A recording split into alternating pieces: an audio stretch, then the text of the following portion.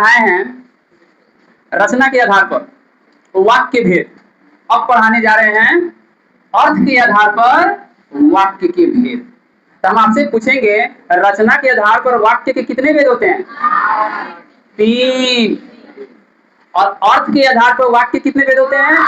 8। ठीक है, तो कहने का मतलब है अर्थ के आधार, सुनिए, अर्थ के आधार पर वाक्य के कितने भेद होते हैं? 8 भेद होते हैं। पहला होते हैं, आप लोग थोड़ा देर समय दीजिए, आपका यह चैप्टर आज समाप्त हो जाएगा, लेकिन थोड़ा देर आपका हम समय लेना चाहते हैं, घबराइए नहीं।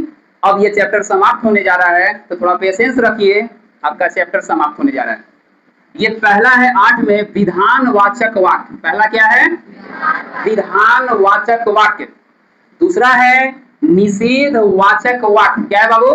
निषेधवाचक वाक्य। तीसरा है प्रश्नवाचक वाक्य। क्या है बाबू?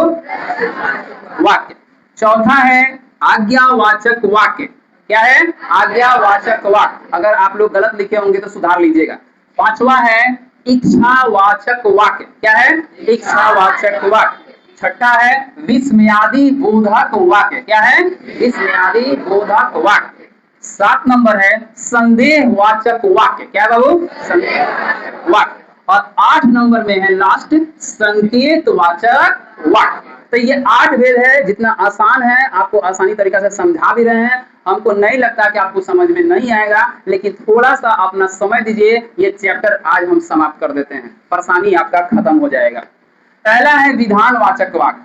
जिस वाक्य से किसी कार्य के होने या करने की सामान्य सूचना मिले उसको हम लोग क्या कहते हैं? जिस वाक्य से किसी कार्य के होने या करने की सामान्य इंफॉर्मेशन मिले उसको क्या कहते हैं? विधानवाचक वाक्य कहते हैं। जैसे नॉर्मल याद है सरल वाक्य, राम प्रतिदिन स्कूल जाता है। नॉर्मल सी बात है, आप सूचना मिला है कि जानते हो बाबू, राम जो है ना प्रतिदिन स्कूल जाता है। हमको क्या मिला? सूचना मिला। आज मौसम अच्छा है, हमको किसी ने सूचना दिया है क्या चलना है, आज मौसम बहुत अच्छा है। तो ये कौन वाक्य है? विधानवाचक वाक्य है। समझ में आ गया? अच्छा, 2 नंबर है निषेधवाचक वाक्य। अगर आपको समझ में नहीं आ रहा है या थोड़ा देर के लिए भूल जाइएगा तो आप वीडियो में जाकर देख लीजिएगा, लेकिन अभी ही कोशिश कीजिए कि हमको ऑफलाइन क्लास समझ में आ जाए। निषेधवाचक वाक्य क्या कह रहा है? जिस वाक्य से किसी कार्य के न होने, उसमें था होने, इसमें कहेगा न होने या करने का बोध हो, उसे हम लोग क्या कहते हैं? निषेधवाचक वाक्य कहते हैं।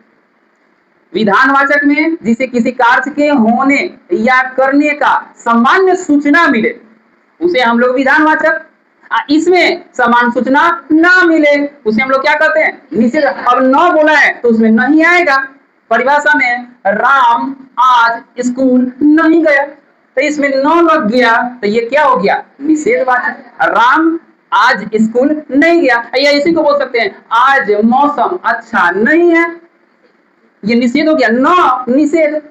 हाँ विधान। इसमें करा यहां शोर मत करो। अब कहिएगा सर इसमें कहा न लगा हुआ है, तो ये नहीं दिख रहा है मत करो। अरे बाबू हल्ला मत करो। मत करो कौन सी हो गया? मत करो। हल्ला करो, हल्ला मत करो। मत करो का मतलब हल्ला ना करो, तो मत का मतलब ना ही होता है, उसको हम लोग क्या कहेंगे? निषेधवाचक। समझ में आ रहा है? अब आओ 3 नंबर कह रहा है प्रश्नवाचक। आप लोग शुरू से पढ़े होंगे, क्वेश्चन मार्क। प्रश्नवाचक जिस वाक्य में प्रश्न पूछा जाए, जिस वाक्य में प्रश्न पूछा जाए उसे क्या कहते हैं? प्रश्नवाचक कहते हैं। जैसे में आ जाइए, तुम कहां जा रहे हो, पूछा जाता है बाबू तुम कहां जा रहे हो, हम आपसे प्रश्न पूछ रहे हैं, तो यहाँ पर प्रश्नवाचक का आप पहचान। यही बाबू हिंदी का असल निशानी है। एग्जाम में आया था कि निम्नलिखित में प्रश्नवाचक पहचाने, आया था कहकर प्रश्नवाचक पहचाने। तो लड़का सब प्रश्नवाचक भी नहीं समझ में आता है, तो ये प्रश्नवाचक है, यहाँ लगा देंगे एबीसीडी में। क्लियर हो गया? प्रश्नवाचक यानी क्वेश्चन मार्क। क्लियर? दूसरा नंबर कर रहा है क्या तुमने खाना खाया? तो हम आपसे प्रश्न पूछ रहे हैं, ये प्रश्नवाचक हो गया, क्योंकि आपने पहला ही बात बोला है, क्या तुमने खाना खाया, तो क्या लग गया, तो ये प्रश्नवाचक है। लेकिन जब क्या लिखेंगे तो यहाँ प्रश्नवाचक का ये सिंबल जरूर देंगे। किसी को दिक्कत? 4 नंबर है, आपको सुनने ही नहीं लग रहा है, आज्ञावाचक वाक्य। आज्ञावाचक वाक्य, जिस वाक्य से आज्ञा, अनुरोध, सलाह या प्रार्थना का बोध हो उसे हम लोग क्या कहते हैं? आज्ञावाचक। जिस वाक्य से आज्ञा, अनुरोध, सलाह या प्रार्थना का बोध हो उसे क्या कहते हैं? आज्ञावाचक। अब आप इसका जैसे से पकड़ लीजिए, दरवाजा बंद करो, आप क्या दे रहे हैं? अनुरोध कर रहे हैं कि आज्ञा कर रहे हैं? आज्ञा कर रहे हैं। दरवाजा बंद करो, कृपया मेरी सहायता करें, क्या कर रहे हैं? प्रार्थना कर रहे हैं, कृपया मेरी सहायता करें। ये कौन वाक्य है? क्या भारी लग रहा है तुम लोग को? कितना सिंपल है, देख लो। अब है 5 नंबर, इच्छावाचक। देखो तो कितना सुंदर है, नामे से कह रहा है इच्छावाचक। बताओ वत्स तुम्हें क्या इच्छा है? इच्छावाचक। यहाँ देखिए, जिस वाक्य से इच्छा, आशीर्वाद या शुभ कामना प्रकट हो, इच्छा, आशीर्वाद या शुभ कामना प्रकट हो, जैसे ईश्वर तुम्हें सफलता दे, ईश्वर तुम लोग को क्या दे? सफलता दे। तो इससे क्या व्यक्त हो रहा है? शुभकामनाएं, इच्छा। भगवान तुम्हारी रक्षा करे, इससे हमको क्या लग रहा है? इच्छा लग रहा है, तो इसे इच्छावाचक हो गया। 6 नंबर देखो बाबू, बहुत बहुत बार ये आया है 6 नंबर क्वेश्चन भी आई है। विस्मयादि बोधक। कितना बच्चा को नहीं समझ में आता है कि सर विस्मयादि बोधक का हम लोग कैसे सिंबल लगाते हैं। देखो बाबू, जब भी विस्मयादि बोधक है तो एक लकीर ऐसे देखिए और उसके नीचे बिंदु लगा दीजिएगा, तो इसको, इस सिंबल को हम लोग विस्मयादि बोधक कहते हैं। और इसको क्या कहते हैं? प्रश्नवाचक। इसको क्या कहते हैं? विस्मयादि बोधक। और यही नहीं रहेगा तो ये हो जाएगा पूर्ण विराम। क्या हो जाएगा? पूर्ण विराम। ध्यान रखिएगा, जिस वाक्य से आश्चर्य, खुशी, दुख, घृणा आदि भाव प्रकट हो।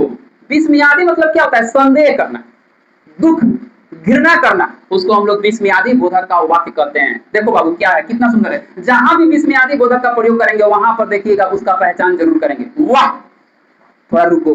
वाह का मतलब रुको, वाह। तो देखो बाबू, वाह का मतलब देखो यहाँ विस्मयादि बोधक लगाए हैं। कितना सुंदर दृश्य है। अगर हम वाह छोड़ देते हैं, कितना सुंदर दृश्य है, तो बताओ ये कौन वाक्य है? कितना प्रश्नवाचक है। कितना, कौन, किसने, ये सब क्या कहलाएगा? प्रश्नवाचक कहलाएगा। यही तो बात है हिंदी में। हिंदी सब कोई नहीं समझता है, और जो समझता है उसको बहुत मजा आता है। आपको दिमाग में बैठाएंगे नहीं, आपके दिमाग में हम बैठा देंगे। आप कब? जब आप समझने की कोशिश करेंगे तब होगा। आने जाने से, बेग लेके जाने से कुछ नहीं मिलता है।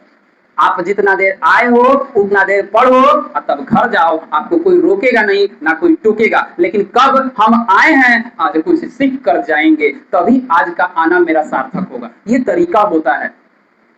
अभी हम पूछे हैं वाह कितना सुंदर दृश्य है, तो ये कौन सी है? विस्मयादि बोधक है। तो ये कौन सी कहलाएगा? विस्मयादि बोधक वाक्य कहलाएगा। दूसरा, अरे तुम यहाँ कैसे? तो जब अरे बोले तो थोड़ा देर रुके, तो अरे बोले तो यहाँ क्या लगाएं? विस्मयादि बोधक। देखो यहाँ पर, इसको जरा तोप दो, तुम यहाँ कैसे? अगर इसको तोपो, तुम यहाँ कैसे, तो ये प्रश्नवाचक कहलाएगा ना। तो इसमें 2 चीज का है, अरे तुम यहाँ कैसे। अब यहाँ देखो, हाय वो गिर गया। हाय बोले तो वो गिर गया, लगने में हाय वो गिर गया, तो रुकना है यहाँ पर। तो यहाँ विस्मयादि बोधक। कोई दिक्कत किसी को नहीं है। अब 7 नंबर है संदेहवाचक। सुनने ही में लग रहा है सर ये संदेह व्यक्त कर रहा है। संदेहवाचक, सुनिए इसकी परिभाषा।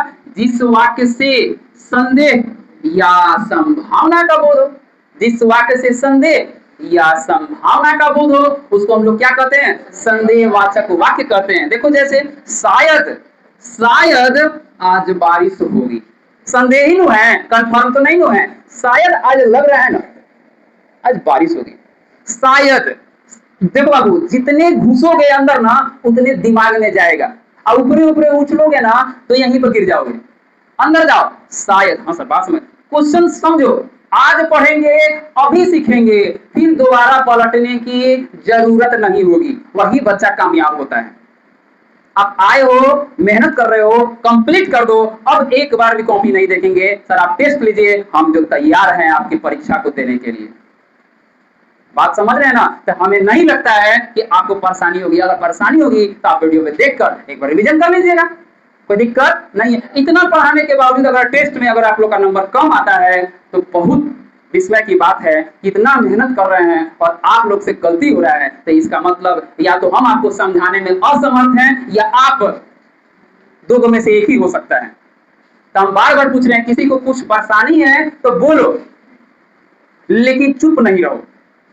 यहां देखो, संदेह, जिस वाक्य से संदेह या संभावना का बोध हो, जैसे शायद आज बारिश होगी, संदेह है, सीधी सी बात है।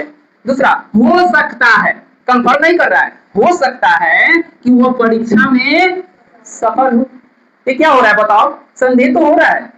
आपके सर परिभाषा से सबसे सुंदर हमका इसका एग्जाम्पल लगता है, और इसके एग्जाम्पल से क्लियर हो जा रहा है कि यह संदेहवाचक वाक्य है। कोई दिक्कत किसी को नहीं। लास्ट कह रहा है 8, संकेतवाचक। बात से ही क्लियर हो रहा है, संकेतवाचक वाक्य क्या कर रहा है? जिस वाक्य में एक कार्य दूसरे कार्य पर निर्भर हो उसे क्या कहते हैं? संकेतवाचक। एक कार्य दूसरे कार्य पर निर्भर हो। जैसे देख लो बाबू, अगर बारिश होगी एक कार्य तो हम नहीं जाएंगे दूसरा कार्य। अगर बारिश हुआ, हम निर्भर हैं बारिश पर, अगर बारिश हुआ तो हम क्लास नहीं जाएंगे, अगर बारिश हुआ तो हम सिनेमा नहीं जाएंगे, अगर तुम आओगे तो हम नहीं आएंगे, हम निर्भर हुए, अगर तुम रहोगे तो हम यहां नहीं रहेंगे। ये कौन सी हुआ? निर्भर हुआ। बोलो किसी को दिक्कत? ये चैप्टर आपका पूरी तरह समाप्त हो गया, और हमें नहीं लगता है कि आपको इस चैप्टर में किसी तरह का कोई परेशानी, कोई दिक्कत हुआ होगा। हुआ है? नहीं हुआ है तो ये चैप्टर आपका समाप्त हो गया। अब आप लोग की परीक्षा की बारी है। आप लोग की परीक्षा जब ली जाएगी तो उसमें ओनली वाक्य लिखेंगे और उसमें कहेंगे कि यह कौन वाक्य है। लेकिन ध्यान दीजिएगा, उसमें संभावना, उसमें प्रश्नवाचक, उसमें विस्मयादि बोधक, इस सब चीज का ध्यान देके पढ़ोगे तब आपका ऑब्जेक्टिव सब्जेक्टिव अच्छा बनेगा। कोई दिक्कत? तो आपका चैप्टर समाप्त हो गया। इसके लिए आप लोग को बहुत बहुत धन्यवाद।